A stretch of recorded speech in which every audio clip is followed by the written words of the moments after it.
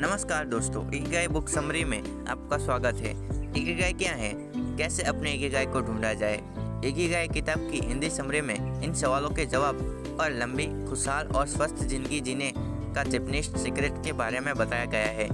Ikigai एक Japanese किताब है। इकिगाई जैपनीज में लिखी गई थी।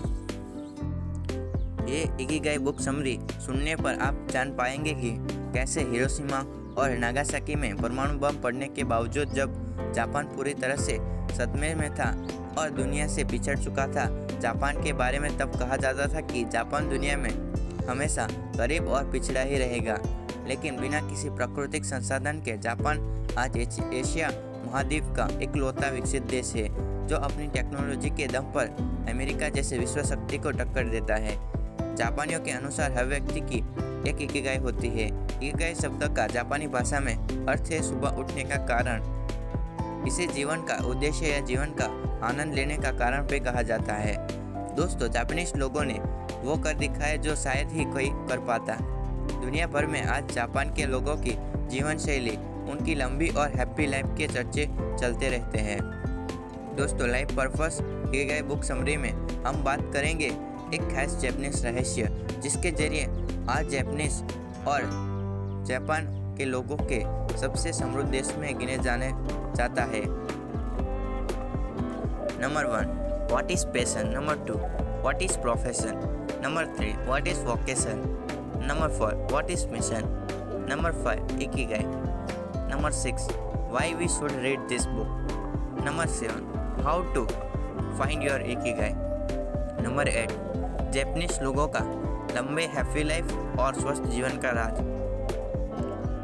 पैशन, जब आप वो काम करते हैं जिससे आप प्यार करते हैं और जिसे आप करने में निपुण हैं, इन दोनों को मिला देते हैं तो बनता है पैशन। काम से प्यार प्लस काम में निपुण, पैशन। प्रोफेशन, जब आप वो काम करते हैं जिसे आप करने में निपुण है और उसको करने के लिए आपको पैसे भी मिलते हैं, इन दोनों को मिलाने के बाद बनता है प्रोफेशन। करने में निपुण प्लस काम से पैसे, प्रोफेशन। वोकेशन, जब आप वो काम जिसे करने से आपको पैसे मिलते हैं और दुनिया को उस काम की ज़रूरत भी है, इन दोनों के मिला देने हैं तो बनता है वोकेशन। काम के पैसे प्लस दुनिया को ज़रूरत, वोकेशन। मिशन, जब आप वो काम जिसकी दुनिया को ज़रूरत है और उस काम से आप प्यार भी करते हैं, इन दोनों को मिला देते हैं तो बनता है मिशन। आखिर में जब आप ऊपर दिए गए चारों पैशन, प्रोफेशन, वोकेशन और मिशन को मिला देते हैं तो बनता है इकिगाई। जब भी आप कोई भी कार्य करें तो आप अपने आप से हमेशा पूछें कि क्या वो काम आपको करना अच्छा लगता है, क्या वो काम करने में आप निपुण है, क्या वो काम मुझे पैसे देगा और क्या उस काम की दुनिया को ज़रूरत है। हर किसी का अपना एक लाइफ पर्पस इकिगाई होता है, उसी को खोजना है। जापान के लोग उसी को ढूंढकर अपनी ज़िंदगी उसी अनुसार जीते हैं। Why we should read Ikigai book. इस मोटिवेशनल बुक में न सिर्फ जापानी रहस्य इकिगाई के बारे में बताया गया है, बल्कि आदतें जो हमारे जीवन की उम्र और खुशियों को कम करती है उनके बारे में भी बताया गया है। जापान में एक जगह है ओकिनावा, वहाँ के लोगों की औसत आयु दुनिया में सबसे अधिक है।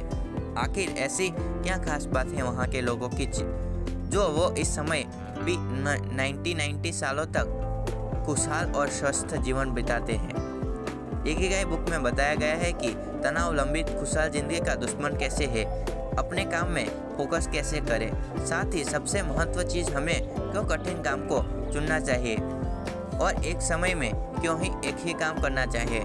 जापानीज लोगों की लंबी उम्र में राज इसमें बताया गया है कि कैसे जापान में वो के अनुसार मानव जीवन की औसत उम्र की संभावना 80+ वर्ष है।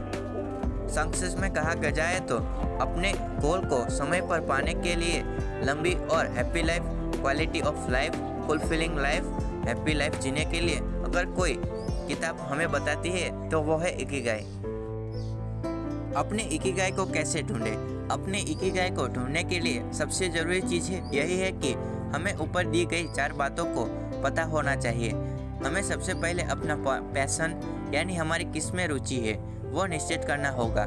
हर व्यक्ति की रुचि अलग अलग होती है, जैसे कि किसी को पढ़ाने में तो किसी को खेलने में, किसी की रुचि आर्ट के किसी क्षेत्र में होती है तो वे किसी एक्टिंग करना अच्छा लगता है। अपनी रुचि के आधार पर इकिगाई पहला स्टेप पैशन बनाया या फिर ढूंढा जाता है।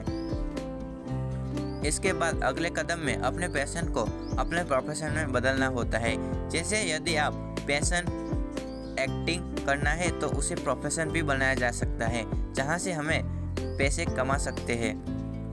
इसके बाद पैशन और प्रोफेशन बनाने के बाद अगला कदम है वोकेशन। जैसा कि ऊपर भी लिखा हुआ है, जब आपके प्रोफेशन से दुनिया की ज़रूरत भी पूरी होती है तो आपका पैशन जो प्रोफेशन बन गया था अब वो वोकेशन कहलाता है। इकिगाई ढूंढने के अंतिम चरण में है मिशन, यानी कि जब आपको अपने वोकेशन से प्यार हो जाता है तो वह मिशन कहलाता है। इकिगाई एक जापानीज बात है जो हमें धीरे धीरे समझ आती है। तो क्या आपने अपनी इकिगाई खोज ली? आप वह कौन सा काम करने जा रहे हैं जिसे आप करना पसंद करते हैं? क्या यह ऐसा काम है जिसकी दुनिया में ज़रूरत है? क्या यह ऐसा काम है जिसमें आप एक्सपर्ट हैं? और क्या यह ऐसा काम है जिसमें आप पैसा कमा सकते हैं? लंबा, स्वस्थ और खुशहाल जीवन बिताने के लिए आप आज क्या कर सकते हैं? जापानीज पीपल की लंबी हैप्पी लाइफ और स्वस्थ रहने का राज। जापान के ओकिनावा के लोगों के जीवन में कुछ खास आदतें शामिल हैं जिनकी वजह से वो इतनी लंबी हैप्पी लाइफ जीते हैं, साथ ही एक fulfilling life quality of life जीते हैं। नंबर 1, तनाव। जापान के लोगों का मानना है कि तनाव लंबी उम्र का दुश्मन है, इसलिए एक खुशहाल जीवन जीने के लिए तनाव को हमेशा दूर रखना चाहिए। नंबर 2, खान पान। जापान के लोग कभी भी पेट पर खाना नहीं खाते, वो हमेशा अपनी भूख को 80% ही भोजन करते हैं। इसके लिए आप जब भी खाना खाएं, जैसे ही आपका पेट भरने वाला हो तुरंत खाना बंद कर दे। शुरुआत में आपको शायद पता ना चले कि कब अपने 80% भोजन खा लिया है, लेकिन जैसे जैसे आप ऐसा करेंगे धीरे धीरे सीख जाएंगे। रिसेंट स्टडी में पता चला है कि ओकिनावा के लोग रोज औसतन 1800 से 1900 तक की कैलोरी लेते हैं, जबकि अमेरिका के लोग औसतन 2200 से 3300 कैलोरी लेते हैं। जापान के लोग रोज औसतन 18 अलग अलग तरह के फूड्स खाते हैं। फलों और सब्जियों की 5 सर्विंग हर रोज लेते हैं, जिसमें अलग अलग रंग की शिमला मिर्च, गाजर, पालक, गोभी, आलू, फलियां और सोयाबीन होती है। 30% कैलोरी जापान के लोगों के सिर्फ सब्जी से आती है। गेहूँ जापानीज पीपल की नींव है और सफ़ेद चावल रोज खाते हैं। मछली हफ्ते में 3 बार खाते हैं। नमक औसतन 7 ग्राम से लेकर 12 ग्राम ही होता है। इसके अलावा जापानीज पीपल ग्रीन टी और वाइट टी का भी सेवन करते हैं। नंबर 4, एक समय में एक काम। जो भी आप काम करते हैं उसके करते वक्त फोकस होना बहुत ज़रूरी है। फोकस होने से आपको काम में फ्लो आता है, जिससे आप वो काम बहुत ही आसानी से और बिना थके कर सकते हैं। हमेशा वो काम चुनें जिसे करने के लिए आपको रिसर्च करनी होगी, आपको मेहनत करनी होगी। उसको करने के लिए आपको दिमाग को हमेशा सोचना होगा ताकि अपना फोकस बना रहे। हमेशा ऐसा लगता है कि एक साथ एक से ज़्यादा काम करने से हम अपने समय बचाते हैं और ज़्यादा काम कम समय में खत्म कर सकते हैं, लेकिन साइंटिफिक एविडेंस इसके बिल्कुल उलट है। जो लोग इस एक समय में एक से ज़्यादा काम करते हैं वो काम को लेट खत्म करते हैं, साथ ही उस काम को करते वो बिल्कुल भी प्रोएक्टिव नहीं होते।